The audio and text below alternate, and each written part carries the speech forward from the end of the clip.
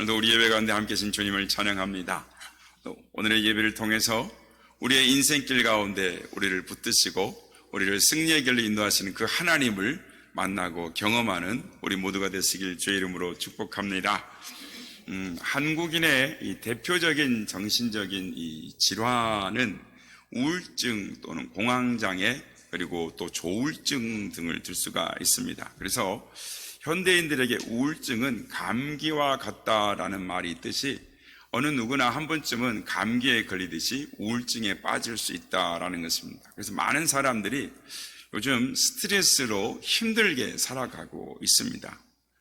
이 올림픽이나 이 월드컵 경기에 나가는 이 선수들 중에 가장 큰 적은 이 불안감이다라고 합니다. 그래서 불안한 마음이 경기를 앞둔 선수들의 마음을 누르고 긴장하게 하는 것입니다. 이 불안감은 운동선수에게만 있는 것이 아니라 고시생의 60%가 이 불안감으로 고생을 하고 있습니다. 그래서 우울증에 빠져 있는 것이죠. 기업인들은 또 정치인들, 학생, 모든 인간은 자신이 처해 있는 상황 때문에 불안해하는 것입니다. 불안감과 이 미래에 대한 불확실함을 제거해 줄 사람이 이 세상에는 아무도 없는 것입니다. 그러나 인간을 창조하신 하나님께서는 전에도 오늘도 그리고 앞으로도 영원히 우리를 향하여 내가 너희와 함께 하리라, 내가 너를 도우리라, 내가 너의 가는 길에 동행하리라 라고 말씀을 하고 계십니다. 과학기술처 장관을 2번 지내시고 전 호스대 총장이셨던 이 정근모 박사님의 이야기를 하려고 합니다. 이분이 올해 지금 83세이신데요. 1951년 오래되셨죠. 초등학교 6학년 때 우리나라에 처음으로 실시된 이 국가고시에서 전국 1등을 했습니다. 그래서 중학교도 1등으로 들어가고 1등으로 졸업을 하고 또 경기고등학교도 1등으로 들어갔습니다. 그리고 넉 달 만에 서울대를 검정고시를 치르고 서울대 물리학과를 들어갑니다. 그리고 서울대를 마치고 미국으로 건너가서 미시간 주립대에서 석사를 거치지 않고 2년 만에 박사를 합니다. 그래서 초등학교를 졸업하고 지 10년 만에 박사가 됩니다. 그리고 바로 63년에 이 플로리다 핵융합연구소의 대학에 조교가 되고 또 64년 25살에 프린스턴 대학에서 핵융합연구소 연구원이 됩니다. 그리고 66년에 MIT 공대에서 핵공학 연구원이 되고 이어 미국에서 핵융합연구소를 만들면서 책임 연구원이 되었는데 그게 이제 지금의 미국의 이 스타워즈라고 하는 연구소가 되었습니다. 그러니까 이 천재라고 미국 신문에 끊임없이 특필되었던 사람이 정근모 박사님입니다. 69년에 닉슨이 대통령이 되면서 한국을 물질적으로 돕는 것보다는 이 인재를 길러야겠다라는 이런 마음이 있었고 또 박정희 대통령이 또 이 정근모 박사님이 쓴 이 논문을 보고 그래서 이렇게 불러드리게 돼서 1971년 카이스트가 즉 한국기술원이 만들어지게 되었습니다. 그래서 친구들하고 거기 있던 교수들 여러 사람들을 데리고 와서 우리나라 최초로 한국과학원을 만드신 분입니다. 그런데 3년이 지난 후에 이분이 무리를 했는지 그러니까 간경화가 왔어요. 치료차 미국으로 들어가게 됐는데 엎친 데 덮친 격으로 아들이 이제 병이 들었습니다. 그게 뭐냐면 만성 심장염에 걸렸는데 매일 피를 걸러야 하는 거예요. 그래서 병이 악화되고 결국은 수술하지 않으면 이 아이가 얼마 살지 못한다라는 이 진단을 받게 됩니다. 그래서 누가 이 신장을 떼어줄 사람이 없었기 때문에 아버지인 정근모 박사님이 신장을 떼어줬는데 수술은 잘 되어졌는데 문제는 아버지에게 있는 것이 아니고 아들에게 발생을 했습니다. 황달이 오고 흑달이 오면서 더 이상 살 수가 없는 거예요. 약을 투여하면 아이의 간에 무리가 오고 약을 투여하지 않으면 신장에 안 되는. 그러니까 의학적으로 과학적으로 모든 것이 다 끝난, 최선을 다했지만 인간의 방법으로는 더 이상 길이 없는 겁니다.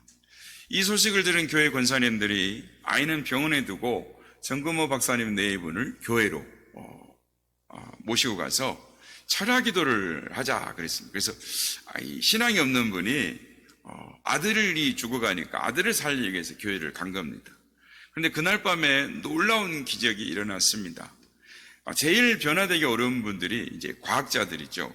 그런데 이분이 더군다나 23살에 박사가 됐고 미국에서 높은 자리에 다 들어가 앉아 있었으니 얼마나 교만했겠습니까? 그러니까 정상적으로는 이 사람이 하나님을 영접할 수가 없는 겁니다. 근데 그런 사람이 그 밤에 하나님께 은혜를 받아서 자신의 죄를 깨닫고 회개하고 또 죄사함을 받고 하나님이 그 은혜로 기쁜 마음으로 집에 와서 돌아와 보니 죽어가던 아들이 깨끗하게 나아 있더라는 것입니다. 그래서 그분이 지금은 주님을 증거하는 복음의 일꾼이 되어 있는 것입니다. 그렇습니다. 하나님을 어디에서 만납니까? 대체로 하나님을 위기에서 만나고 인간의 방법이 모든 것이 다 끝날 때, 인간의 방법이 마지막일 때 하나님의 음성을 듣게 되는 것입니다. 오늘 본문 말씀은 고난의 문제를 근원적으로 해결해 주는 한 사건을 소개를 하고 있습니다. 그 주인공은 우리가 잘 아는 야곱이라는 사람입니다. 그는 놀랍게도 오늘의 말씀을 통해서, 즉 인생의 역전을, 고난을 통해서 인생의 역전이 왔다라는 것입니다. 오늘 보면 10절에서 11절 말씀입니다. 야곱이 브엘사바에서 떠나 하란으로 향하여 가더니 한 곳에 이르러서는 해가 진지라 거기서 유숙하려고 그곳에 한 돌을 가져다가 베개로 삼고 거기 누워 자더니. 본문의 내용은 야곱이 먼 나라로 도망가던 중에 생긴 일입니다. 그러니까 아버지 이삭은 아내 리브가와 아들 야곱의 공모에 속아 넘어갔습니다. 늙어서 시력이 약해진 이삭은 이 아들 야곱이 에서인 줄 알고 속아서 이 축복을 한 것입니다. 이 사실을 뒤늦게 안 첫째 아들 에서가 분을 참지를 못하는 것입니다. 그래서 동생 야곱을 죽이려고 하는 살의를 품습니다. 창세기 27장 41절입니다. 그의 아버지가 야곱에게 축복한 그 축복으로 말미암아 에서가 야곱을 미워하여 심중에 이르기를 아버지를 곡할 때가 가까웠은즉 내가 내 아우 야곱을 죽이리라 하였더니. 이 일이 이렇게 됐으니까 더 이상 이 야곱은 아버지 집에 머물 수가 없는 것입니다. 에서는 이 사냥꾼입니다. 칼과 활을 잘 써요. 그러니까 언제 형의 손에 죽을지 모르는 상황이 되었기 때문에 아버지 집에 더 이상 있을 수가 없습니다. 그래서 외삼촌이 살고 있는 밧단 아람으로 도망을 치게 되었는데, 당시 그들이 살고 있던 이 브엘세바에서 밧단 아람까지는 약 8,000km, 우리는 이제 한국적인 계산으로 하면 2천리가 정도 됩니다. 근데 야곱은 평생 살아오면서 한 번도 집을 떠나와 본 적이 없습니다. 생전 처음으로 집을 떠나 한 번도 가본 적이 없는 먼 나라를 향해서 도망을 치는데 정신없이 도망가는 겁니다. 왜냐하면 사냥에 익숙한 형 에서가 언제 어디서 어떻게 나타나서 화살로 자신을 짐승 잡듯이 죽일 줄 모르기 때문에 불안한 마음을 갖고 불안한 상황에서 막 도망을 가는 것입니다. 여러분, 이 야곱의 초라한 모습이 사실은 오늘을 살아가는 바로 우리들의 모습이다라고 할 수가 있습니다. 현대인들은 도망자와 같습니다. 학생들은 공부에 쫓기며 살아갑니다. 사업가들은 불경기와 빚에 쫓기고, 직장인들은 승진과 발령에 쫓기고, 주부들은 자녀 양육과 일과 또 가게에 쫓기며 살아가는 것입니다. 청년들은 직장을 잡기 위해서 쫓기듯 불안하게 살아가고 있습니다. 우리는 늘 우리를 추격하는 뭔가 무시무시한 이 예소로부터 쫓기며 살아가고 있다라고 해도 과언이 아닌 것입니다. 그래서 우리는 두렵고 긴장하고 불안해하며 인생을 살아가고 있는 것입니다. 하지만 우리를 더 불안하게 만드는 것은 우리의 인생의 문제를 아무도 대신해 줄 수 없다라는 것입니다. 아무리 유능한 부모도 자녀를 대신해서 공부해 줄 수 없습니다. 사업의 문제, 직장의 문제, 가정의 문제를 그 어느 누구도 대신해 줄 수 없다라는 것입니다. 그래서 인생은 저마다 홀로 서서 홀로 자신의 상황과 맞서 싸워야 하는 외로운 인생, 광야의 길인 것입니다. 오늘 보면 11절에 보면 한 곳에 이르러 해가 진지라 라고 말씀을 합니다. 야곱이 브엘세바에서 하란으로 내려가는 길이었습니다. 해가 졌다라는 말은 더 이상 갈 수 없다라는 것입니다. 여러분, 인생길을 가는 데에 해가 지는 때가 있습니다. 어떤 이는 40대에 이미 해가 져서 길을 가지 못하는 사람이 있습니다. 밤을 맞이한 분이 있습니다. 어떤 이는 한창 직장 생활을 잘 나가다가 밤을 맞이해서 더 이상 나가지 못한 분도 있습니다. 해가 졌다라는 것은 모든 것을 할 수 없다라는 겁니다. 해가 지면 캄캄한 밤이기 때문에 아무것도 할 수가 없는 것입니다. 모든 활동이 정지되는 것이죠. 얼마 전에 잘 나가던 분이 갑자기 폐암이라는 진단을 받아서 그 모든 하던 활동에서 도중 하차하게 되었던 소식을 들었습니다.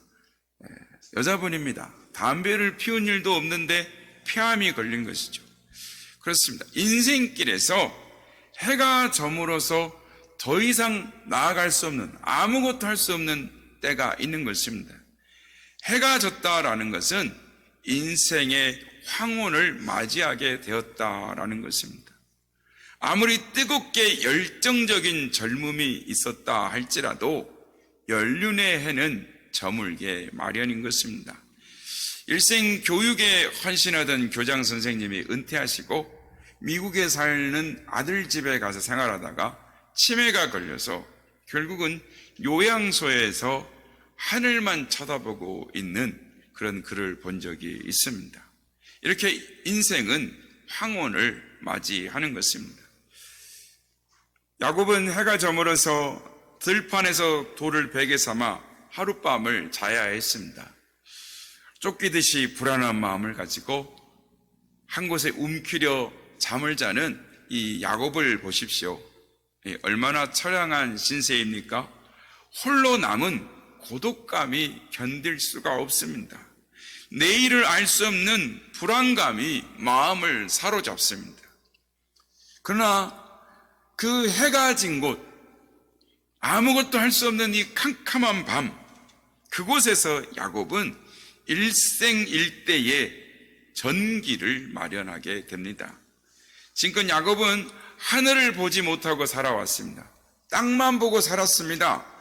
장자의 기업을 자기의 손안에 어떻게 하면 넣을 것인가 전념했고, 자기의 욕망을 충족시키기 위해서 수단과 방법을 가리지 않고 살아왔던 인생이었습니다. 이렇게 살아오는 동안 그는 하늘을 바라볼 사이도 없었습니다. 요즘 이렇게 사는 사람들이 참 많습니다. 하늘 한번 바라볼 겨를도 없이 성공해 보려고, 돈 벌고 또 재산 증식시켜 보려고, 남보다 더 가져보려고 땅을 보면서 뛰어온 야곱의 후예들이 얼마나 많은지 모르는 것입니다. 그러다가 어느 날 인생의 해가 저물어 하나님을 바라보게 됩니다. 해가 저물어 아무도 없는 고독한 광야에서 돌베개를 베고 자다가 하나님을 만났습니다. 그렇습니다. 고독하고 외로움의 자리지만, 그러나 인생의 광야가 하나님을 만나는 자리라면 그 자리는 축복의 자리인 것입니다. 우리 한번 따라서 하시겠습니다. 인생은 황혼이 찾아온다. 그러나 그때가 하나님을 만나는 기회이다. 그렇습니다. 인생은 황혼이 반드시 찾아옵니다. 나 육체적으로든 삶의 어떤 시기적으로든. 그러나 그때가 하나님을 만나는 기회가 되는 줄 믿습니다. 야곱이 도망을 쳐서 베델이라는 곳에 이르렀습니다. 부엘세바에서 이 베델까지 약 90km 됩니다. 그러니까 그 기간이 하루가 됐는지 하루 반나절이 됐는지는 모르나 90km를 한번 갔다고 생각해 보십시오. 얼마나 빨리 종종 걸으면서 불안해하면서 살려고 그 길을 뛰어갔을지 숨어갔을지 우리는 야곱을 알 수가 있습니다. 얼마나 빨리 달리는 단숨에 그 길을 간 겁니다. 막막한 광야의 캄캄한 밤에 베개같이 생긴 돌 하나를 베고 잠을 잡니다. 아마 하늘을 바라보면서 별 하나 나 하나 별둘 나둘 그렇게 하면서 잤는지 어떻게 잤는지는 모르나 쓸쓸하고 고독하게 누워 잔 것은 분명합니다. 그에게 죄책감이 있습니다. 형과 아버지를 속이고 축복을 받았지만 하나님이 나 같은 죄인과 함께 하실까? 내가 너무했구나. 아버지를 그렇게 속이고 그렇게 하는 거 아닌데 아마 자기 삶을 후회하며 자신의 행적을 미워했을지도 모르겠습니다. 이런저런 생각으로 뒤척이다가 잠이 들었는데 신비로운 꿈을 꾸게 되었습니다. 하늘에 사닥다리가 하늘 끝에 닿아 있고 사닥다리 위로 천사들이 오르락 내리락 그러면서 그 끝에 하나님이 서 계신 것입니다. 천사들과 함께 하나님이 서서 야곱을 바라보고 계셨습니다. 오늘 보면 12절에서 15절 말씀입니다. 우리 한번 같이 읽어보도록 하겠습니다. 시작. 꿈에 본즉 사닥다리가 땅 위에 서 있는데 그의 꼭대기가 하늘에 닿았고 또 본즉 하나님의 사자들이 그 위에서 오르락 내리락 하고 또 본즉 여호와께서 그 위에 서서 이르시되 나는 여호와니 너의 조부 아브라함의 하나님이요 이삭의 하나님이라. 내가 누워있는 땅을 내가 너와 내 자손에게 주리니 내 자손이 땅의 티끌같이 되어 내가 서쪽과 동쪽과 북쪽과 남쪽으로 번져 나갈지며 땅의 모든 족속이 너와 네 자손으로 말미암아 복을 받으리라. 내가 너와 함께서 내가 어디로 가든지 너를 지키며 너를 이끌어 이 땅으로 돌아오게 할지라. 내가 내게 허락한 것을 다 이루기까지 너를 떠나지 아니하리라. 아멘. 여러분, 우리의 삶이 아무리 힘들지라도 그리고 사방이 다 막혀 있을지라도 하늘은 언제나 길이 열려 있다라는 것입니다. 하늘 꼭대기에 닿아 있는 사닥다리가 있습니다. 그 사닥다리 위에는 하나님의 천사들이 우리를 위해 언제나 출정할 준비를 하고 있습니다. 하나님의 사자가 사닥다리 위에서 오르락 내리락 하고 있다라는 것은 우리를 돕기 위해 천사들이 준비를 하고 있다라는 것입니다. 히브리서 1장 14절에 모든 천사들은 부리는 영으로서 구원 얻을 후사들을 위하여 섬기라고 보내심이 아니뇨라고 말씀을 합니다. 우리 주변에 많은 천사들이 있는데 그 모두가 우리를 섬기기 위해 준비되어졌다라고 합니다. 그러므로 담대하시기 바랍니다. 힘들 때 하늘의 하나님을 바라보면 위로를 받을 수 있고 힘이 생기는 이유가 바로 여기에 있는 것입니다. 오늘도 하나님께서는 우리를 도우시려고 하늘의 천사를 보내시는 것입니다. 어떤 상황 속에서도 그 하나님을 바라보시고 담대하게 살아가시는 여러분 되시길 바랍니다. 그런데 오늘 우리가 가장 중요하게 깨달아야 할 영적 교훈은 사닥다리가 예수님을 상징한다라는 것입니다. 사닥다리는 땅에서 하늘에 닿아 있는 길입니다. 땅에서 하늘의 은혜를 입는 길은 예수님 뿐입니다. 예수님만이 천국에 이르는 길이요 하나님의 은혜를 입는 길인 것입니다. 요한복음 14장 6절에 내가 곧 길이요 진리요 생명이니 나로 말미암지 않고는 아버지께로 올 자가 없느니라 라고 말씀을 하십니다. 예수님을 통해 천국에 이르고 예수님을 통해 우리의 기도가 하늘에 상달되는 것입니다. 그렇습니다. 우리가 어디에 가든지 그 자리에 하늘 문이 열리고 예수님을 통해 하늘로 연결되어지는 사다리가 놓여지게 됩니다. 이것이 성도인 우리에게는 축복인 것입니다. 하나님께서는 예수님을 통해서 우리에게 은혜를 베푸십니다. 언제 어디서나 우리와 함께 하시는 것입니다. 우리가 형통할 때도 함께 하시지만 고난당할 때도 함께 하십니다. 더 고난당할 때는 가까이 계시는 것입니다. 형통할 때도 괴로울도 낮에도 밤에도 여름에도 겨울에도 살 때도 아니 죽을 때도 우리 곁에 계시는 것입니다. 천사도 언제나 우리를 도와줍니다. 언제나 사닥다리 진 예수님을 통해 담대하게 웃고 노래하며 사는 삶이 되시기를 축복합니다. 따라하시겠습니다. 오직 예수, 예수님만이 하늘에 닿는 사닥다리시다. 그렇습니다. 오직 예수님만이 예수님을 통해 하늘에 닿는 사닥다리인 것입니다. 오늘 본문에는 하나님이 나타나셔서 야곱을 축복하시는 내용이 한 3가지가 나옵니다. 먼저는 땅을 주겠다고 약속하셨습니다. 둘째는 자손을 번성시켜 주시겠다라고 약속을 하십니다. 그리고 셋째는 늘 함께 하시겠다라고 약속을 하셨습니다. 너를 향한 나의 뜻을 다 이루기까지 너를 떠나지 아니하겠다라고 하십니다. 성도 여러분, 이 모든 약속이 오늘 우리를 위한 약속임을 믿으시기를 바랍니다. 근데 여러분, 하나님을 만난 후 야곱이 변화되었습니다. 어떤 변화가 있었습니까? 첫째, 눈을 떴습니다. 본문에서 우리가 이 유의해서 보아야 할 단어가 하나가 있습니다. 그것은 꿈의 본즉이라는 단어입니다. 그러니까 오늘 말씀을 보면 그 뒤에도 본즉이라는 단어가 있습니다. 여기에 이 꿈의 본즉, 또 본즉, 그래서 본즉이 한 3번 정도 나오는데 이 본즉이라는 말은 우리 눈으로 이걸 봤다라는 말이 아닙니다. 히브리어로 이 단순히 본다라는 의미가 아니라 전혀 상상하지도 못했던 것, 전혀 기대하지도 못했던 것을 그 광경을 목격하고 놀라면서 이야 정말 놀랍구나, 야 이런 것이 있었구나 깨달아가지고 감탄해서 팍 탄성을 지르면서 그런 의미로 본즉, 본다라는 의미인 것입니다. 그렇습니다. 눈이 중요한 것입니다.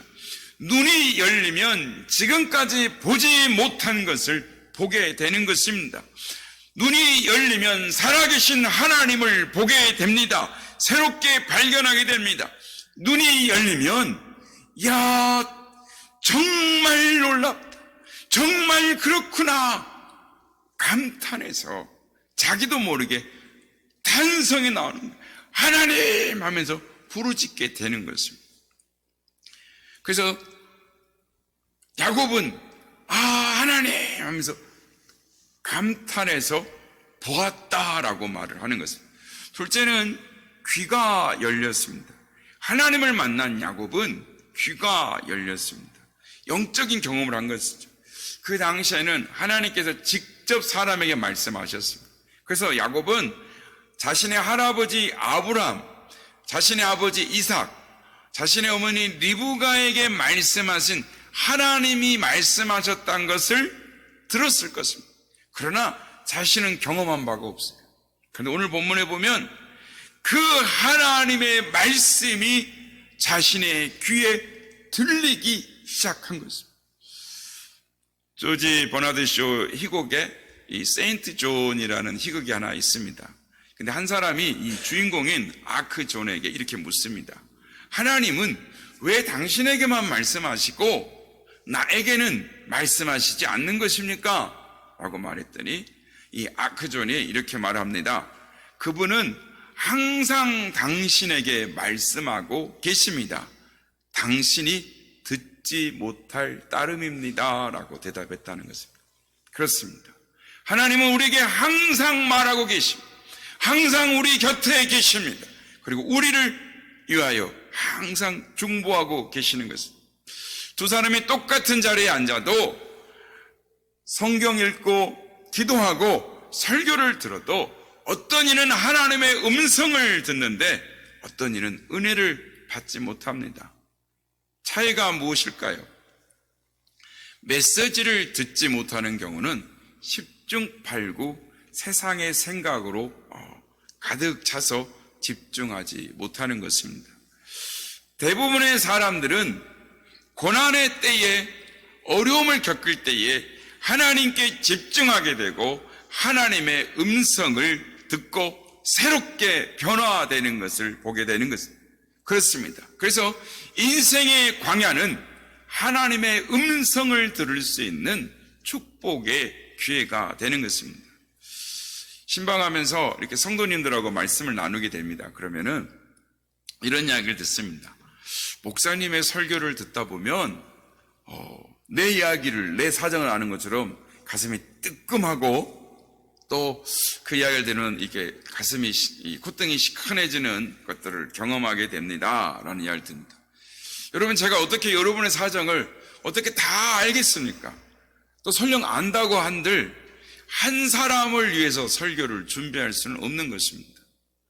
만일 설교를 들으면서 그런 경험을 하셨다면 성령께서 여러분의 귀를 열어주신 것입니다.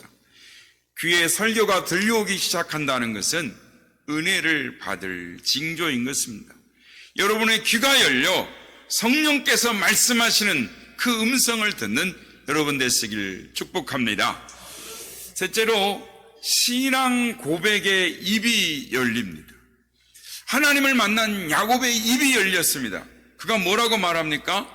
오늘 보면 16절 19절 말씀입니다. 야곱이 잠이 깨어 이르되 여호와께서 과연 여기 계시거늘 내가 알지 못하였도다. 이에 두려워하여 이르되 두렵도다.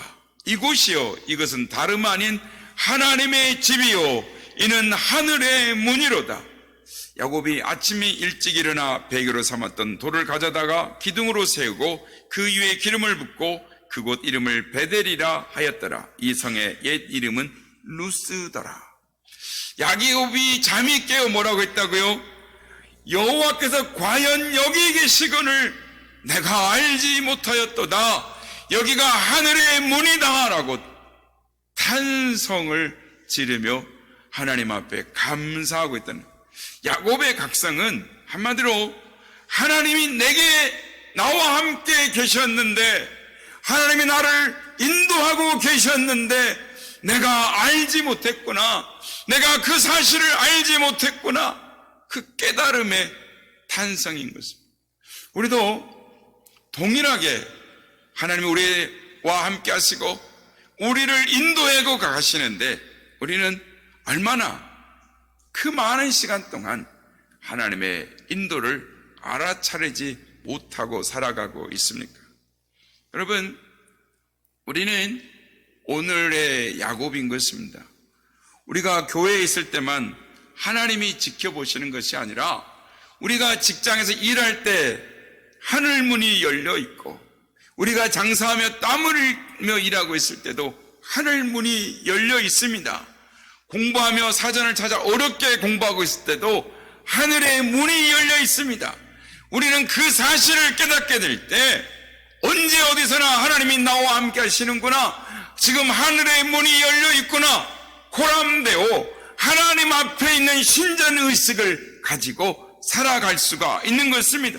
그래서 입을 열어 하나님이 나와 함께하고 계시는구나. 여기가 하늘의 문이구나 라는 것을 깨닫게 되는 것입니다. 바라기는 야곱의 고백이 우리 모두의 고백이 되기를 바랍니다. 하나님은 어디나 계시는 것입니다. 내가 있는 곳, 그곳이 하나님의 성전인 것입니다. 성도 여러분, 오늘 말씀에서 우리가 깨닫게 되는 것이 무엇입니까? 우리가 편안하게 사는 것이 복된 것이 아니라 사업이 잘 되고 자녀가 잘 되고 형통한 것만이 복이 아니라 영적으로 보면 오히려 힘들고 어려울 때, 이런 것이 있을 때, 어렵고 힘들 때 하나님께 가까이 나아가고 믿음이 더 강해지고 하나님께 깊이 뿌리를 내릴 수 있다라는 것입니다. 야곱은 몰랐습니다. 숨이 차도록 불안해하며 도망가는 그의 인생 앞에, 그의 앞길 앞에 하나님을 경험하게 될 줄, 하나님을 만나게 될 줄, 그의 인생이 변화될 줄을 야곱은 전혀 몰랐습니다. 캄캄한 밤에 누워 고독증에 돌베개를 베고 불안함에 살아가고 있지만, 그러나 하나님이 그를 축복하셨습니다. 하나님께서 우리의 모두 인생을 광야의 체험을 통해서 축복의 그릇으로 만들어가고 계시는 것입니다. 서울대 출신의 한 작가가 눈이 안 보여서 눈병으로 시력을 잃게 됐습니다. 현대 의술로 눈을 치료하기가 어려웠습니다. 그 당시 교회를 건성건성으로 다녔는데 그의 마음에 내가 시력을 완전히 잃기 전에 한번 성경을 완벽하게 읽자라는 마음이 들더라는 것입니다. 그래서 성경을 읽기 시작했습니다. 이제 시각장애인이 되면은 성경을 읽을 수가 없으니까 하나님, 성경을 다 읽을 때까지 제 시력을 지켜주세요. 기도하면서 성경을 읽습니다. 그런데 놀라운 일이 벌어졌습니다. 성경을 읽다 보니까 눈이 밝아지고 환해지는 것입니다. 이상하다. 병원을 가보니까 눈이 깨끗하게 치료되어 있었던 것입니다. 여러분, 그분이 시력을 잃을 위기가 없었다면 그의 영혼이 어찌 되었을 것 같습니까? 시각장애인이 되어가니 모든 것을 버리고 하나님만을 바라보게 되었던 것입니다. 유명한 한 장군이 있습니다. 정치적인 오해를 받아서 감옥에 들어가서 몇 달간을 감옥 생활을 했습니다. 그런데 그때 하나님의 은혜를 체험합니다. 모태신앙이었지만 교회를 들쑥날쑥 간절히 예배를 드려본 적이 한 번도 없었습니다. 그런데 감옥에 들어가니까 그동안 공든 싹이 다 무너지고 나니까 기도하고 성경을 읽다가 은혜를 받고 하나님의 귀한 사람이 된 것입니다. 장로님이 된 분이 이렇게 고백을 합니다. 내게 몇 달간 감옥 생활이 없었다면 내 인생이 어떻게 될 뻔했나. 내가 별 4개 달고 계속 잘 달렸으면 망할 수 있었는데 감옥에 들어가 하나님을 만나 이렇게 귀하게 되었다라고 고백하는 것입니다. 할렐루야. 저는 여러분의 앞길이 형통하시기를 축복합니다. 그러나 여러분이 역경 가운데 서 있다 할지라도, 어려움 가운데 서 있다 할지라도 낙심하지 마시길 바랍니다. 그럴 때 하나님께서 더 가까이 오셔서 은혜 주시고 더 큰 미래를 열어주실 줄 믿으시길 바랍니다. 오늘 어려움 중에 계십니까? 몸에 병이 들었습니까? 사업에 어려움이 있습니까? 직장에서 힘든 일을 겪습니까? 쫓기는 인생이라고 생각하며 불안함 가운데 살아가고 계십니까? 해는 저물고 외롭고 힘든 광야라고 느끼십니까? 바로 그 자리가 하나님을 만나는 자리입니다. 인생의 광야에서 이처럼 하나님을 만나시고 하나님을 향한 신앙의 고백, 하나님을 믿음으로 하나님을 증거하며 담대하게 살아가시는 우리 모두가 다 되시기를 예수님의 이름으로 축복합니다.